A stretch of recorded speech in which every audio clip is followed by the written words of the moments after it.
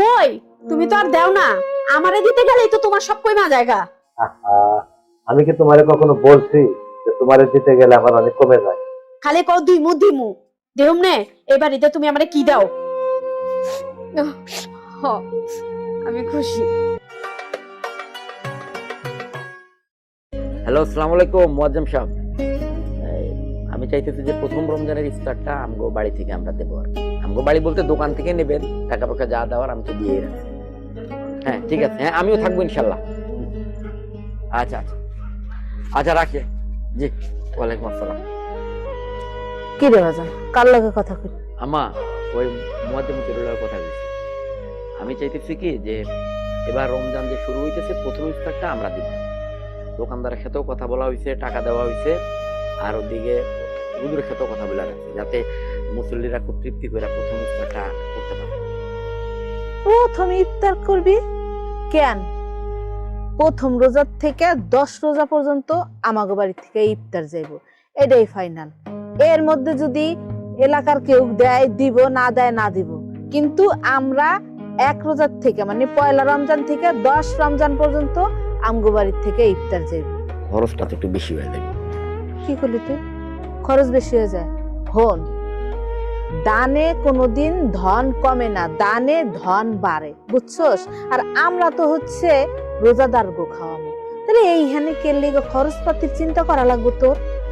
আমরা আল্লাহর রাস্তায় খরচ করবো, আল্লাহ আমাকে দিবে, তুই এটা নিয়ে এত চিন্তা খরচ করবি?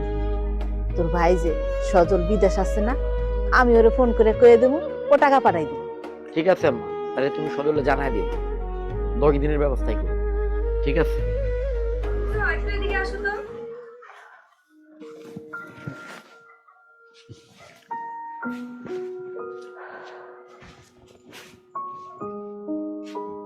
কি ব্যাপার, আমার লগে একটা গুরুত্বপূর্ণ কথা কইতেছে আর তুমি ডাক দিলে এর মধ্যে? হইছে, গুরুত্বপূর্ণ কথা কি আমি সব শুনছি। খুব তো ইফতারের আয়োজন চলতেছে, ইফতার করার জন্য ঠিকই টাকা থাকে। আর এই যে বিয়ার পর আমার বাপের বাড়ির জন্য কি একটা টাকাও খরচ করছো? করো নাই তো। আরে হুন, ইফতারের টাকা কিন্তু আমি দিতেছি না, আমি আয়োজন করতেছি, সজল টাকা পাঠাই। একই কথা তো, কেউ না কেউ একজন তো টাকা দিতেছে।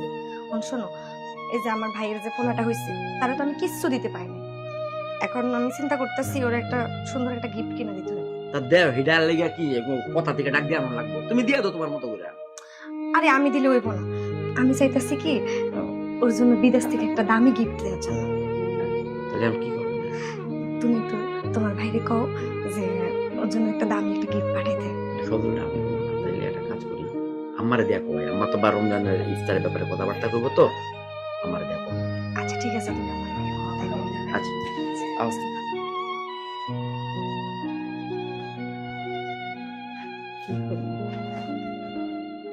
আম্মা, এই আপনার একটা কথা কই। কি কথা?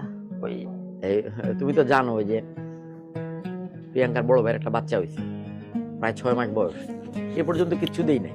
তা আমি ভাবতেছি এই তো রমজান শুরু হইব, রমজানের পরে ঈদ, এই ঈদে ওই বাচ্চাটার একটা গিফট। হ আম্মা, আমার ভাইয়ের বাচ্চাটা হওয়ার পর তো এখনো পর্যন্ত কিছু দিতে পারি নাই। তাই কইছিলাম কি একটু বিদেশ থেকে যদি একটু ভালো কিছু পাঠাইতো তাহলে দিতাম। আপনি একটু সজলরে কইয়া দেন না। তুমি একটু সজল কইয়া দাও না, বিদেশ থেকে একটা গিফট পাঠাইতে বাচ্চাগুলো লাগা। আচ্ছা ঠিক আছে। আমি অনেক ফোন করে বলবো। হ, আজকে তো আর এখানে ইফতার। আচ্ছা, আমি আপনার ফোনে লাগাই দিতেছি। এখন তো মনে হয় সজলে পাওয়া যাবো। নেন এরকম। হ্যালো, আসসালামু আলাইকুম। মা ভালো আছো? হ বাবা, আমি ভালো আছি, তুই কেমন আছো? আমি আছি, ভালো আছি। আইসা বাজান, তোর যেটা লেগে ফোন দিছি সেই কথাটা আগে কই। বাজান, কালকে থেকে তো আমাকে এখানে রোজা, তো আমি নিয়ত করছি পয়লা রোজা থেকে 10 রোজা পর্যন্ত মসজিদের মুসল্লিকে খাওয়াবো। মসজিদে ইফতারি দিতে হবে, এটা তো সওয়াবের কাজ। দাও, তোমাদের ওইখানে যা লাগে, খরচ যা লাগে ওই দোকানে ইয়ে করে দাও, আমি দিয়ে দেবো।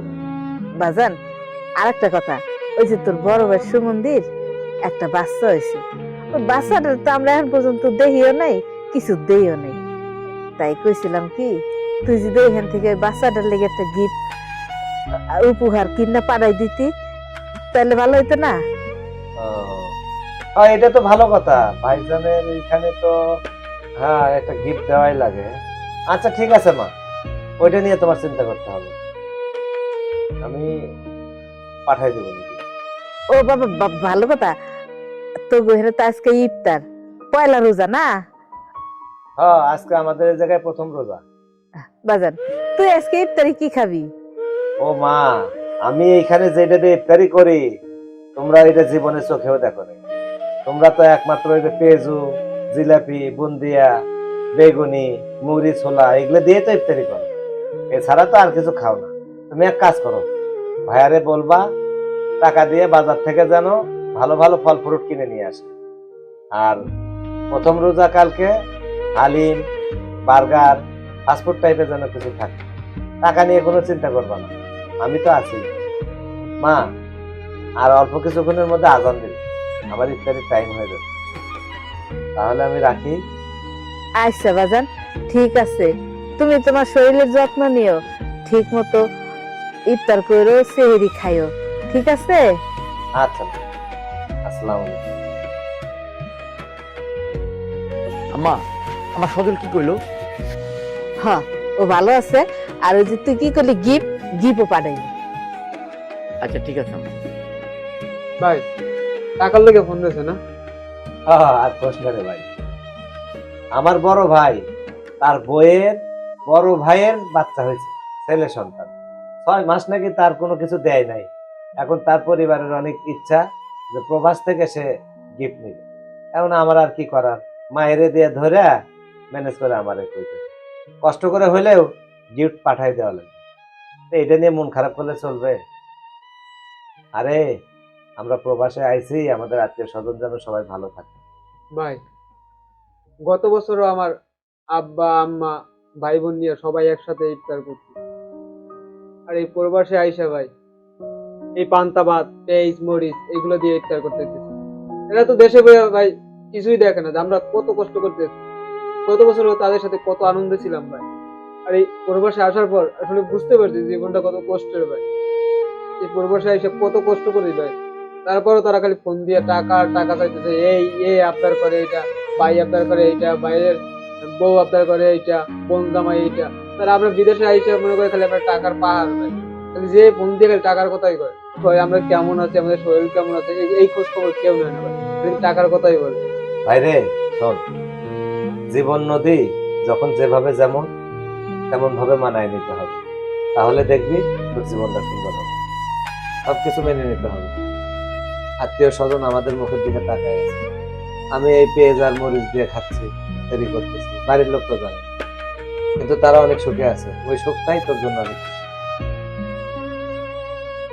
আর এই প্রবাসে এসে আবেগ দিয়ে জীবন চলে না, তোর কষ্ট করাই লাগবে।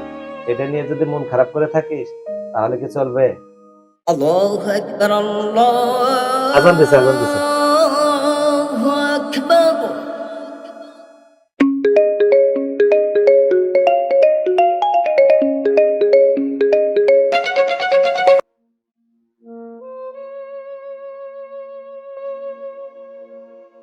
হ্যালো, কি করো? ঘুমাচ্ছি। আমি কিন্তু সব টের পাইছি। কি টের পাইছিস? কি টের পাইছি বুঝো না? আমি কিন্তু সব শুনছি। তুমি তুমি মসজিদে ইফতারি দাও, আবার কি করো, তোমার ভাইয়ের বোর ভাইয়ের বাচ্চা, হে বাচ্চার লেগে তুমি উপহার পাঠাইবা। তাহলে আমি কি দোষ করছি? আমারে তুমি কি দিছো? গতবার ঈদে আমারে কিছু দিছিলা? আচ্ছা তুমি বলো তো, তোমার কি দিতে বাকি রাখি? আর যদি কিছু বাকি থাকে দেই নাই, সেটাও তোমাকে দিই। কই, তুমি তো আর দাও না। আমারে দিতে গেলেই তো তোমার সব কইমা জায়গা। আহা, আমি কি তোমারে কখনো বলছি যে তোমারে দিতে গেলে আমার অনেক কমে যায়? খালি কও দিমু দেহুম নে। এবার ঈদে তুমি আমারে কি দাও আগে বলো। তুমি ইফতারিতে কি খাইছো? আরে এই রাতকালে তোমার এখন ছেড়ে কইতে হইব? তুমি খাইছি, ভালো ভালো ইফতারি খাইছি। দেখো সজল, তুমি সত্যি করে কও তুমি ইফতারিতে কি খাইছো।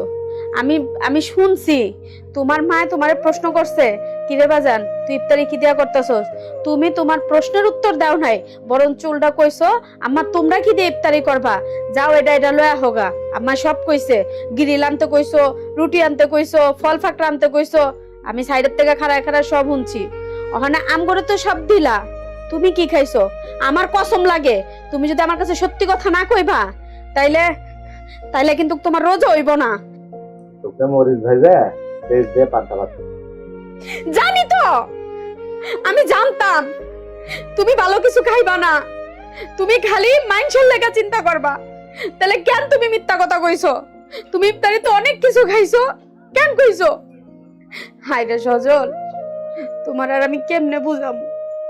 ঠিক আছে, তুমি ভালো থাকার লেগে আমগো সবার লেগা চিন্তা করো, আমরা সবাই যাতে ভালো মতো চলতে পারি, থাকতে পারি, খাইতে পারি, এই চিন্তা করো, যার কারণে তুমি প্রবাসে গেছো। কিন্তু একটা কথা মনে রাখো, আমগরে ভালো রাখতে হইলে আগে তোমার ভালো থাকতে হইব, তোমার খায়া সুস্থ থাকতে হইব, তোমার শরীরের প্রতি যত্ন নিতে হইব। তুমি যদি ভালো না থাকো তাহলে আমগরে চালাইবো কে, আমগো দিকে তাকাইবো কে, আমগরে দেখবো কে? আগে তো নিজে বাঁচবা, পরে সে নাম করে বাঁচাইবা। আমি কষ্ট করার পরে তোমাদেরকে ভালো রাখতে পারতেছি, এটাই তো আমার আনন্দ।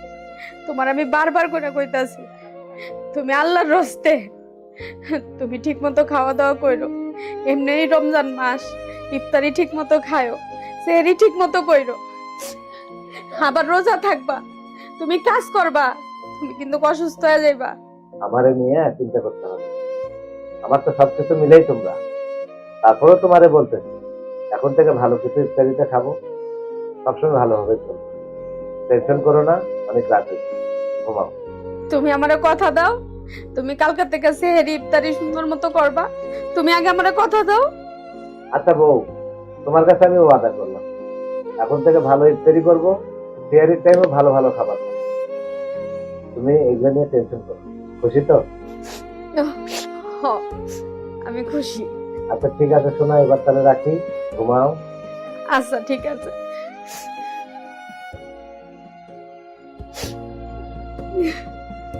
মানুষটা সারা জীবন খালি মানুষের কথাই চিন্তা করে, নিজের কথা চিন্তা করে না।